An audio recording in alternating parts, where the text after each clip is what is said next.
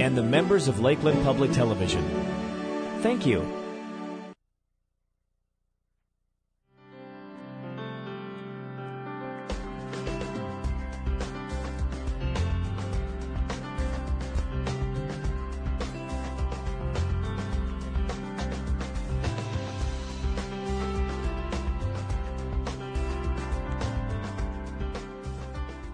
Closed captioning for Lakeland Currents is supported by the Minnesota Department of Commerce, Telecommunications Access Minnesota, and Nisswa Tax Service. Nisswa Tax Service, tax preparation for businesses and individuals. Across from City Hall in Nisswa and online at nisswatax.com.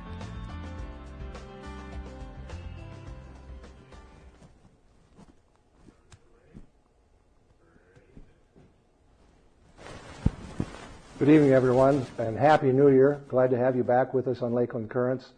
Tonight's program is about social media, and we're going to spend a little time talking about what social media is, but I looked up a couple really interesting facts, and whether or not you're a person involved with social media, it's probably going to impact people around you, whether it's your children, your grandchildren, your neighbors' kids, somewhere along the line. One of the social media pieces is Facebook, which, if it were a country, because of the number of people involved in Facebook, it would now be the third largest country in the world. 1 in 5 divorces are now attributed to people who are spending time on Facebook. And another piece of information that I think is very interesting, 50% of the world's population is now under 30 years of age. So we're in a real changing world, faster than a lot of the people who are working with kids can keep up with it, faster than the men and women who make laws can keep up with it. So it's a fast-charging train, and we're just jumping on the back end to see what's going on, and these people are going to help us understand that tonight. My guest this evening, to my right, is Dan Fisher, who is a licensed school counselor. Do you have unlicensed school counselors? No, I don't think so. No, with the Brainerd High School. Yep. And Kim Westaway is a school-based mental health professional with the Northern Pines Mental Health Center in Brainerd.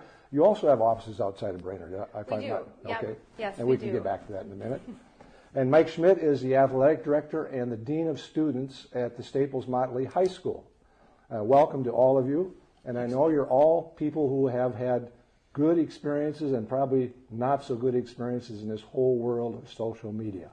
So, but before we get into that, maybe we could just talk a little bit about what you do, where you're at, and maybe we could start with you, Dan. What is it that you do as a high school counselor? Well, as a school counselor, we handle academic guidance, academic counseling, as well as personal and social counseling. I work with grades 10 through 12 at Brainerd High School. We have a set of counselors at the high school, and we also have a group of individuals from Northern Pines that work with mental health as well. And Kim, what exactly does the Northern Pines Mental Health Center do, and where are your locations? Sure. Northern Pines Mental Health Center is a community-based mental health center, so they provide a variety of services for adults, children, and families. Just some of them would be outpatient services. We have school-based services, which is what I'm a part of. We have in-home services, mental health behavior aids, chemical dependency services, adult mental health services, serving multiple counties in Minnesota and just really expanding. The school-based service, which is the one that I do and what Dan talked about, is running programs in the Brainerd schools, and I oversee the kindergarten through 8th grade programs and just providing sometimes daily services to students in the schools. And when it says you're a mental health professional, does that mean you're also a licensed counselor? Correct. I am a licensed, I'm actually an LICSW, a licensed independent clinical social worker. Okay. So, yeah, that's basically what I can do therapy, is what it means. And Michael, you have an interesting background because you're not only just in schools, but you've also been in law enforcement in your career. Yes, there's a past there with that as well. But currently I am the activities director, athletic director, and dean of students at Staples Motley High Schools. And have the privilege of working with a great high school of students and staff as well, and the coaches. And certainly we've, that teenage world that we're all in is changing, as you already said, rapidly, fast. And it's kind of why we're all here, is to talk about some of the pitfalls with the youth and the social medias. One of the things that I read was social media is not a technology issue, it's really a relationship issue. It's about relationships through these various media. Maybe you could help our audience understand when we say social media, what are we talking about? Yeah, well, social media is a wide variety of things. Most common example are Facebook and Twitter and text messages, but basically any sort of communication that's based in electronics or any sort of communicating or social networking. You hear that term a lot, social networking, but connecting with others in a medium that is internet or electronic. And this area is constantly moving too, isn't it? I mean, is it Instagram is one of the newer medias that have come about, which I hear a lot of kids saying, well, we're leaving Facebook now, we're going to Instagram. Email, how does email fit into this? Just the old-fashioned email? Because I know some colleges are taking email list off their menu. They don't use it anymore. But where does that fit? Well, email is a big part of it too. It's communication in a source that is electronic. It's communication that's not face-to-face. It's communication that's sort of driven by the electronics, the media, or the internet. It's electronics that provides a communication piece where I don't have to talk to you one-on-one personally. It just provides that media that doesn't allow for that face-to-face communication. So we probably don't hear about a lot of the issues in schools unless there's something wrong, seriously wrong. But I'm guessing you see a lot of things in schools that probably are policy violations, or maybe you don't even have policies for some of it yet, maybe just common sense violations. But what are some of the kinds of things that you see in your environments that are creating problems? I would say one of the big things is the term now is cyberbullying, which is actually kids bullying other kids through social media. So if we take Facebook, for example, posting things on other students' walls, which is basically like putting an announcement out to everyone who is friends with that student and then friends of friends with that student, and saying derogatory comments. Also, text messages is a big one, sending text messages, harassing ones, things like that. Part of the issue with, you talk about communication, is the accessibility. And social media allows 24-hour accessibility to people, in a sense. I mean, you can turn off your phone, you can turn off the computer, but that doesn't stop that person from being able to post it or send it. And it's just constant. It can be relentless. And students where, used to be able to go home and then they got kind of a relief from maybe being bullied at school, now that's carrying over into the home. Now these students can continue to harass them even after they leave the actual school building, which is what kind of blurs the lines between school and home too, is just this kids constantly using it and constantly talking to one another and constantly carrying on those communications, whereas before they weren't able to. Do parents understand the issues in general? From my perspective, it's been the challenge of when you come into school the next day, the issues have been going on, as you said, all night long, and it's almost as if a 5-gallon pail of water has been dumped in your hallways, and where do you start cleaning up the mess without and finding a way to prevent it from continuing to travel? The exponential factor with social media and the ability to communicate is almost incomprehensible, how fast messages can be sent globally. And so the difficulty with parents, it has been the challenge of this is not of their generation. But what I've found is some of their very behaviors are modeling poor behavior with its use, the inability to turn it off. There's all kinds of examples of when you're making dinner, put your phones away. Turn off your laptops. It's amazing. And what are we posting on message boards? Is it important? Isn't it? And for the kids, it's the insatiable need to continue to comment. And if they were face-to-face, as you said, when they'd go, we used to go home, our generation went home, and you had a 3-foot cord on the wall, and everyone heard what you were talking about in the kitchen. Now it's in the palm of your hand, it's anywhere, and it's everywhere, and it's all the time. It's never ending. And so for parents, I think it's very much a part of what we're trying to do within the schools is not only educate the child, but the parents as well. And there's some legal ramifications in there that I think all users aren't fully aware of. What are some of those? What are some of those? Well, I think the challenge is, first of all, the urgency of some feel to provide the technology for their kids, getting them their first cell phone, so forth and so on. But everyone checks that box, are you 18 or older? And the reality is the adults in the household own the phone lines. They are in charge and responsible for the contract. So any of the ramifications that your child may have, as the adult, you are legally responsible for that. And Facebook and Twitter are publicly owned and traded companies. There's nothing private about them. So if Facebook likes the picture of the fish you caught last summer out of Mille Lacs, they can use that as one of their advertisements. And so there's just a lot of information out there that it's difficult to wrap your head around it, as you said, as it's changing so quickly. And with the kids, it is their normal. It is their new normal of how to communicate. And I know we've seen national news stories of professional athletes who have used phones to send pictures, inappropriate pictures of themselves, created problems for sports companies, for the owners of the Vikings or whoever it might be. It isn't any different at your level, is it? I mean, you're seeing all kinds of things, are you not? I think that it's difficult for students of all ages really to understand the consequences of what they're using. They're posting something on a social media site, but it's hard for them to understand that's not erasable. That's something that's always going to be there. When you make an imprint, so to speak, on the social media, it's always there. Anybody can access it.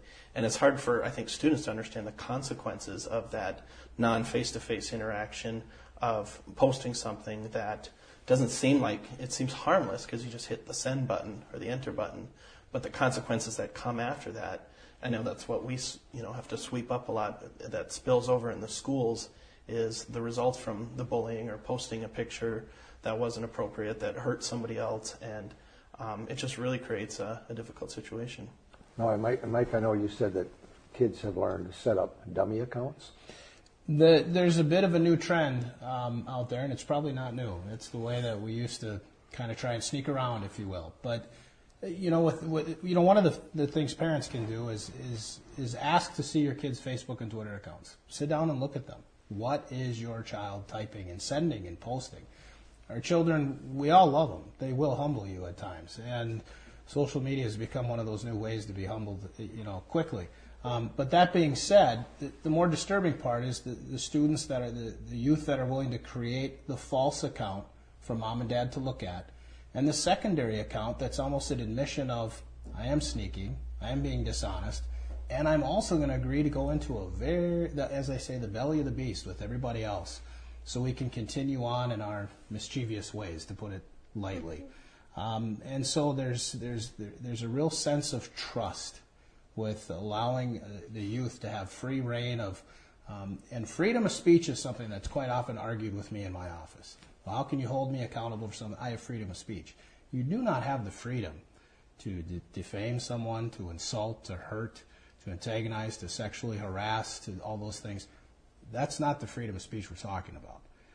And so there's just a tremendous amount of simple misuse with a lot of kids, but the ability to create multiple identities online is unbelievable. And most kids, the average in 2011 for the Facebook user that was 18 or under, the average was over 250 friends on Facebook.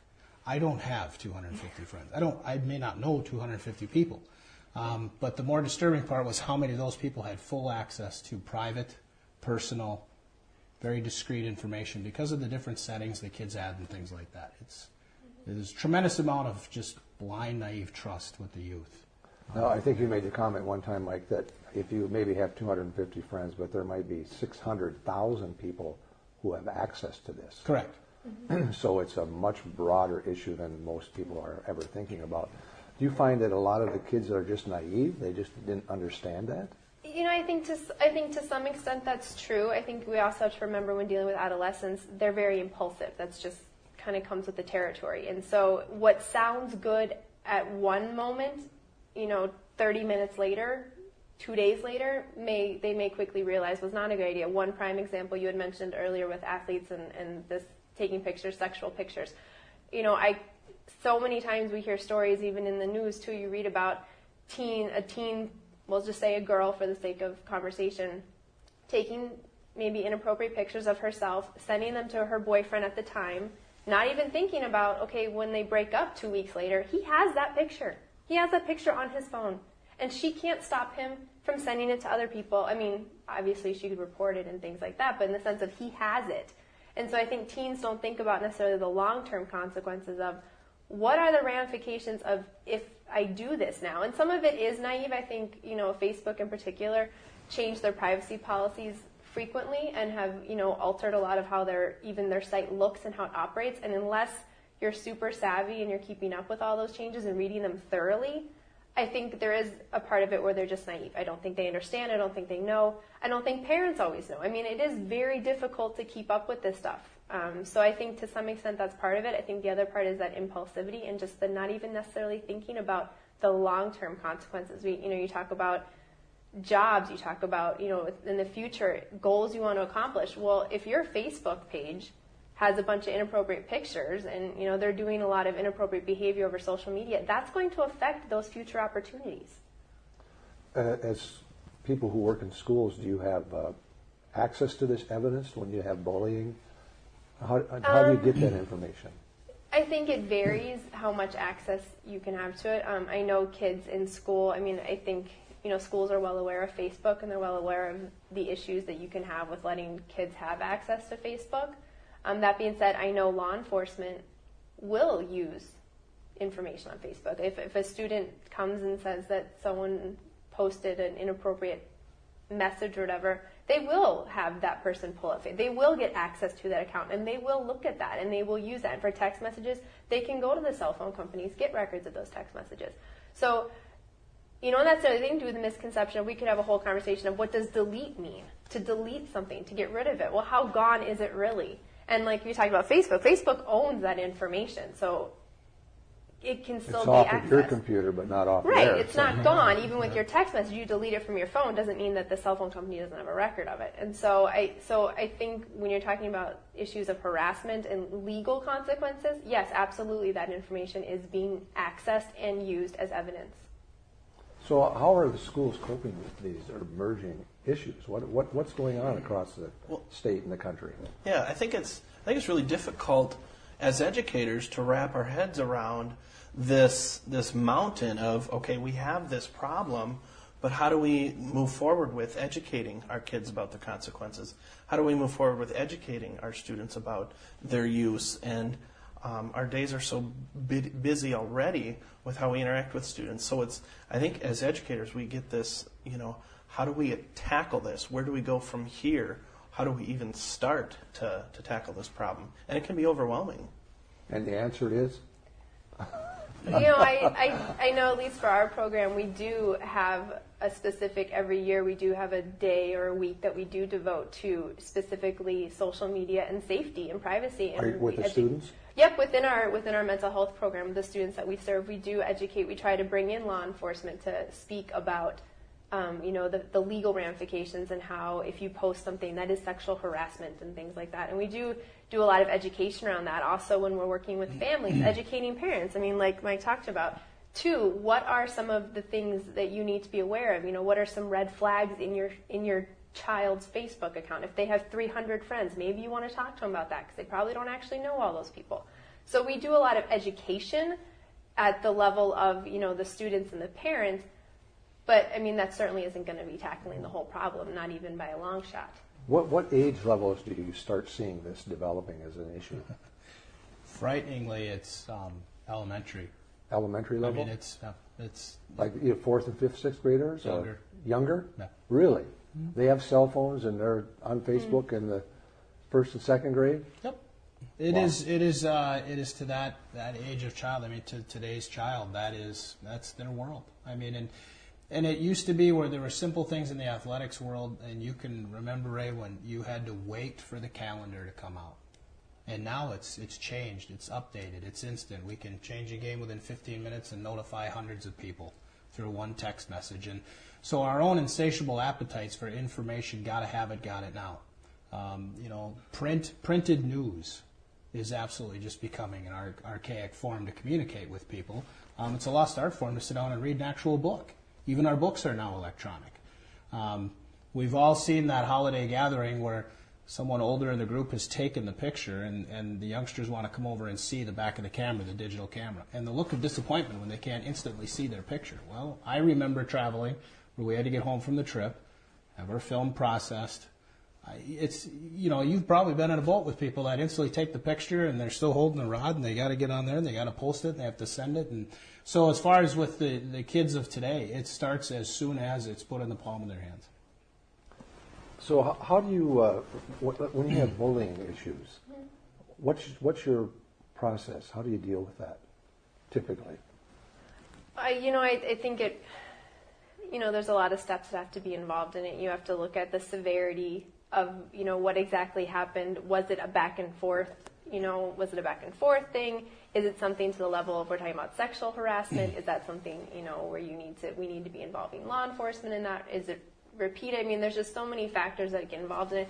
A lot of times it starts with just talking to the two parties involved, just to figure out, okay, what started this? Who said what? Where did this come from? And then, from there involving parents. And like I said, if we do have, unfortunately, there are cases where it is of a sexual harassment nature. And so then, the next steps do have to be taken at that point. And obviously it's up, parents get involved whether or not they want to press charges, and it can get escalated. But I think a lot of it is just the basic, we treat it very similarly to how we would treat other bullying issues, where a lot of it's education and it's kind of discussing with the kids that are involved exactly what was going on, and education as far as why is that bullying, and what are the ramifications of it, especially with a Facebook. Okay, it's not like you walked by someone in the hall and you told them they were stupid. You just told potentially thousands of people that this person is stupid, and what does that mean? And another piece of that education that I noticed too, it's sometimes in a typical bullying situation,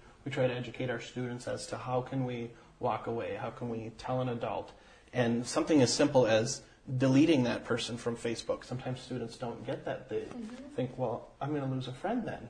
They don't think in that way that, this is going to be something that will stop this for this time being. And again, it goes with that education piece. It's, working with that student and saying, how can we get this to stop? We have devices on our phone now that we can block people from text messages. We can block people on Facebook. Educating on what we can do on Facebook to, like you said, about being aware of the privacy settings, but also being aware of the blocking settings. And a big piece of that is education. And reporting problems. Sometimes kids don't even, well, I can't, that's not right. I don't want to report that because, everyone does that. Yeah, that doesn't, first of all, everyone doesn't do it. And second of all, that doesn't make it okay. And so, just really utilizing the resources that are there to kind of help make it more private, more secure, things like that. Obviously, there are consequences in schools when students do things they're not supposed to do, and some of the consequences are they're out of athletics or extracurricular activities. Do your schools all have defined policies now of accepted behavior on phones, or I shouldn't say phones, but on social media? Is that becoming kind of the standard? I think the difficulty is the challenge of coming up with something that's a one-size-fits-all. It is open to interpretation of the adults that are involved from within the school and the parents across the table. I've said it before, where we kind of have to agree on all sides that my wrong might not be quite the same as your wrong, but we all agree there's something wrong here that we're talking about. And I think the challenge is the form of bullying has changed in the sense that it used to be face-to-face and it would diffuse much sooner. The reality is bullying now in the sense of online and the online behaviors can go on and on and on and become the reverse of a factor tree. And I think sometimes the shock and awe that I've seen in situations has been not only the things that were said, written, printed, texted, it's been how many other people saw what was seen, written, printed, and texted, and so forth and so on. So as far as policies, there are policies. The state has a very strong stand against bullying and just how we treat one another in schools. But social media has truly challenged the boundaries of, well, show me the specifics of that. And I think sometimes with kids we lose sight of we're the adults, they're the child, and what you did was wrong, and we learn from our mistakes. But we all have to agree that maybe what's transpired has been a mistake. And I think the difficulty with the word policy is what the high school league and several other districts have chosen to embrace has been more of a guideline approach, that these online behaviors will result in a loss of playing time. An educational piece, if you will, pointing out that there's great ways to use technology, but these ways will have an impact on your life. And then it takes the group of adults to sit around and say, yeah, that's the direction we're going to head with that. Do you have any idea what percentage of students in Minnesota actually are using social media in your schools? Nationally, the statistics is over 74% of kids from middle school to high school are either on Facebook or Twitter. Wow. And that was the statistic from 2011. Wow. I saw a survey recently that had 7 out of 10 students had indicated in a survey that they were on Facebook. Do you see social media used in cheating and tests? No, I haven't. Well, that'd actually be a nice change some days. That would just kind of be it. So, no, I cannot. I haven't had to deal with that as of yet. So is this something you deal with every day in your jobs? Just literally every day? Mm-hmm. In some way, shape, or form. Wow. Mm-hmm. How can parents become better educated to aid and work with schools in this issue? Step 1, read the actual policies. I mean, if your student is on Facebook, go through. It's tedious, it's long, I understand that, but read through those privacy policies and settings and understand how to make things private, or as private as possible. And other suggestions? There are great parental resources that can even be found online. I mean, I'm a fan of Google, and that you can begin to type in what you're looking for, and it will answer it for you. There's very credible resources online from parenting advocating groups, nonprofit organizations. Northern Pines would be a source. And also really modeling correct behaviors in front of your kids with social media. Act like the adult. Be the adult with yours. And sometimes I've had great conversations with parents say, no, we're going to post one picture from Christmas, the family picture, and that's it. Simple things like that where I think we all got hit with this first. And I really think when it comes to technology, I think the kids got a hold of it before the adults did, which has been part of the struggle. And now, as you said, we're at the end of the train trying to get our way up to the engine. Fascinating topic. We've run out of time. I'd like to thank all of you for coming in and sharing your background with this, because I know it's an emerging issue becoming more and more important as we've watched the national news. Some of this has led to suicides, and so it's nothing to really treat lightly. Very real thing. And so parents out there, if you get a chance, you need to go to the school and help them, talk to them. You've been watching Lakeland Currents, where we're talking about what you're talking about. I'm Ray Gildow. So long until next time. Good job.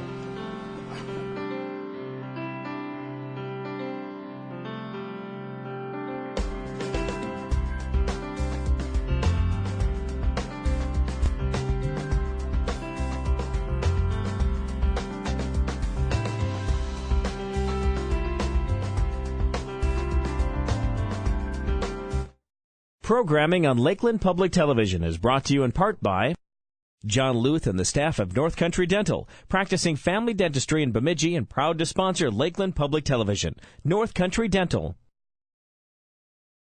Minnesota Gold Telephone Directory, the official directory for Paul Bunyan Communications, available in over 52 communities and online at mngold.com. And the members of Lakeland Public Television. Thank you. Hi, I'm Ray Holm. I serve on the board of directors here at Lakeland Public Television. Lakeland turns your television into a window to the world. Please consider contributing to your public television station. The Mille Lacs Band of Ojibwe is pleased to be a sponsor of Lakeland News on Lakeland Public Television. You can learn more about the Mille Lacs Band of Ojibwe on the web at milleacsojibwe.org.